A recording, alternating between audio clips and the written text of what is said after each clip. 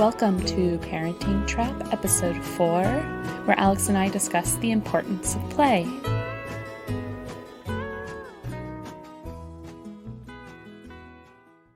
Today we are talking about the importance of play. Yay! We wanted to talk about this because so often I think we're giving a lot of information, and it sounds, I think your words were, we're not robots. No, we're not robots, because I'm like, we need to treat kids respectfully, and they're just like us, which sounds like we're very robotic with our kids, or, not fun, but quite the opposite. We value play. Play is super important for everyone, and kids especially. That's how they learn. And it's a great way for us to bond with our kids. Yes. So like a lot of times, even like challenging behaviors that you see or situations that you might get into can be relieved with play. So using play is so awesome. It's so important to do. I can't stress that enough. Yeah. And not even just while you're playing. I think there's a couple things that would be great to go over too. Like, entering their world of play and letting them control the play, and then also diffusing situations with play. Yes. Can be huge. So maybe we just start kind of with those two ideas. I love it. Yeah. And so you said, don't control their play. And so controlling their play looks like there's a baby laying on the floor and looking at an object or looking away. And then the adult comes in and says, "Oh, hey, look at me." And you're trying to get the baby's attention. So I would say respect, because I think that, babies exploring their world, they're doing it through play. I would call that play. And so interrupting them feels disrespectful and startling. And I just think it would be best to, if you wanted to interact with a baby, to sit down and wait for the baby to acknowledge you. And then when the baby looks at you, you can say, "Hi, how are you today?" And then you can maybe show her an object that you have or something. But even as the child gets older, I see a lot of adults come in and see two kids playing. Maybe they're playing with an object that's not meant to be played with that way. I remember. Oh my gosh. Yes. Okay. Yeah. It's crazy. I remember one time I had a carpet in my kid's bedroom. I bought one of those carpets that has roads. Like it looked like a map, like with roads and buildings. And I thought they would love, because they had little toy cars, and I thought they would love to drive the cars on the carpet. And they didn't. And it used to drive me crazy, because I was like, when are they going to learn to?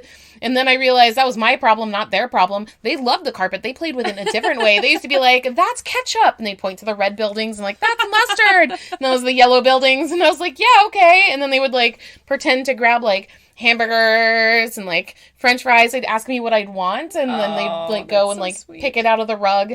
So they came up with their own type of play. But yeah, I think that an adult kind of going in and saying like that, this is how you do it is it's weird. It is weird. And, I think we get excited about things. We can get excited about items, and we want to see our kid enjoy them. And it's so interesting that we can be so bothered by them not enjoying it the way that we want them to enjoy it. But I think it's important to let that go, because what kids come up with on their own is amazing and creative. And it's also so funny to me that we interject and interrupt their play all the time to correct them, which can just be so frustrating. They're going to stop wanting to play with the thing they're playing with if they're constantly corrected. But not only that, it's like, how often do you also just want some time to yourself and wish your kid was playing independently for like 5 minutes? Yes. All the time. We stop that process when we are interrupting them, for sure. Because then they're like, "Oh, well, I don't know how to play. I need my parents to show me how to play, because they're the ones who show me how to use things and do things the right way." Yep. And so they become dependent on you. And they will always go to you for play. But if you want your kids to be more independent in their play, then stop interrupting their play. Yes. But that being said, you can join it though. Join it. And I think that's also what so much of this episode is about, where if your kid is, if your you're sitting there and you see your kid is reaching out to you or trying to include you in their play, joining them is so important. And it could even be that they're going to do something silly, but it could even be that they might get a little bossy. I'm going to be the mama and you the baby, right? Like you see that sometimes because they want to feel what that feels like to have that kind of like power, because we're to them we're very powerful, and they want to experiment. They don't have a lot of control too. in their lives, so a lot of times they get that out through play. Yeah, experiment with it. And I would say go for it, and it's play. And you don't need to remind them that it's play. They know it's play. I see parents do that a lot too. We're playing, right? like they're like, this doesn't. We can't do this in real life, you know? Like, in real life, I'm your mama. It's like, your kid knows that. You don't need to remind them, you know? And just enjoy the moment and laugh with them. Just have fun. And let them boss you around. Like, I'm the mama, and you have to go, you know, go over there and pick up your toys. And you're like, okay, Mom, I'll go pick up my toys. You know, whatever it is, just yeah, we went through a long phase where my oldest would put me down for a nap, and I loved that game because you're like, I want a nap, yes. Because my job in the game was to lay sleeping in my bed. So like he would say like, "Okay, Mom, time for a nap," and he'd lead me into my bedroom, and he would like put my covers on and tuck me in, and he would get me like a stuffy, and he'd say, "Okay, good night." He'd go and he'd leave the room, and then like 2 minutes later, he would walk back in and say, "Okay, Mom, time for your nap," and then he'd just keep checking on me and giving me stuff. But it was so relaxing. Yeah, so I got to lay there. You're like, I do want a nap. This sounds great. I did not actually get to nap. I would have liked that. No, but laying down, sometimes that feels like enough of a break. It was an awesome break. That's great. Yeah. So I think enjoy your kids' play. Let them play the way that they want to play.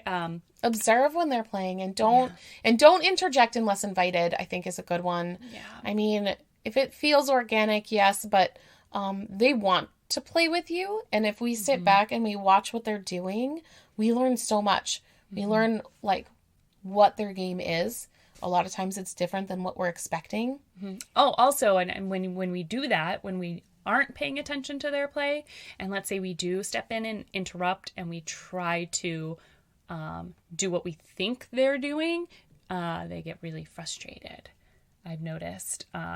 You know, it's like you might go in and you might start putting blocks on a building with them because they're building a tower, and then they're going to scream and go, no, that block, stop, you know, and it's like, you know, they had an idea of what they're going to do, and you just changed it, and so they're going to start getting mad at you, and then you're going to start getting frustrated because you know, you didn't. That's not what your intention was. Fun. You want to do something nice. Yeah, and now your kids, and now you're getting yelled at, and that doesn't feel very good. Doesn't feel good. So nobody wins in that situation. Yeah. So yeah, definitely sit back, observe, do a lot of observation, and when you're invited, join in, play, and do it in an authentic way.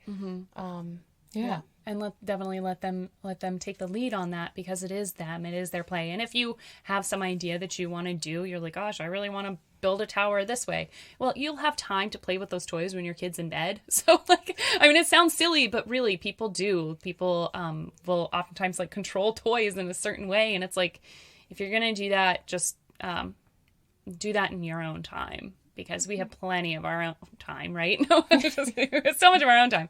But it can be hard, you know, when we see kids play with certain things, we're afraid it's going to break. Something's going to break? Yeah. So like what?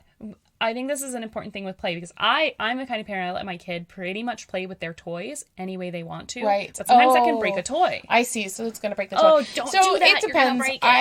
Okay. So there's, I've done both. I've let them break toys, and it's kind of like, oh, now it's broken, and it's a teaching moment. Yeah. But there are some like books and stuff I did not want destroyed. Yeah. And so I just decide, if I know that the child's capable of that, like they're still young and they're doing that type of play, if they start doing play that's rough, that's going to break the toy, and I don't want it broken because it was a lot of money or something, I will say, I'm not going to let you do that. This could break it. And you just take it away. Yeah. That makes sense. That makes perfect sense. Yep, that's what I've actually done that too. But it is okay to let them destroy a toy if they want to, as long as you're okay with it. Don't let them destroy a toy that you're not okay with. And then don't try and turn it into a lesson. It's like, well, you destroyed this toy. No, they understand the consequences of their actions when it happens. Like if it got destroyed, that's the natural consequence, and that's the best way they learn. Like, oh, and then next time they're playing with a toy and you say, that's a little rough, you might break that.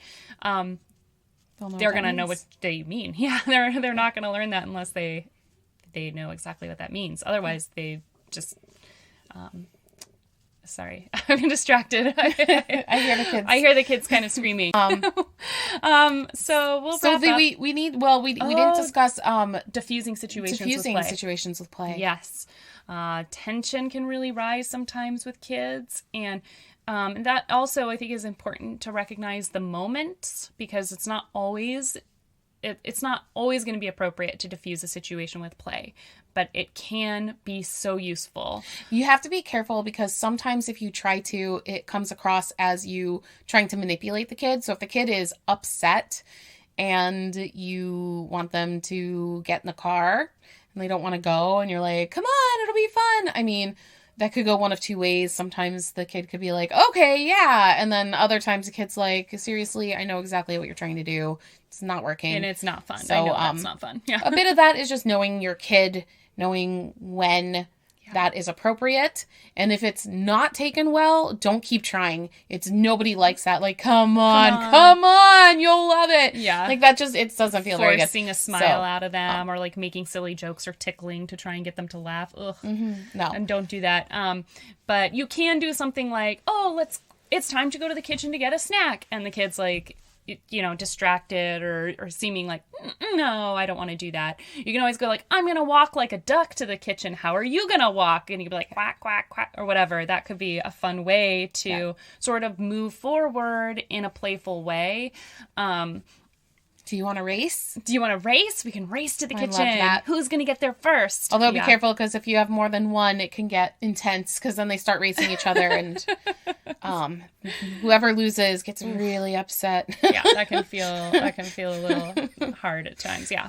Yeah. So that's all about knowing your kid and knowing the moment, and have fun with our kids. Have fun with your kids. Yeah. It's this is such a fun time. And it doesn't last forever.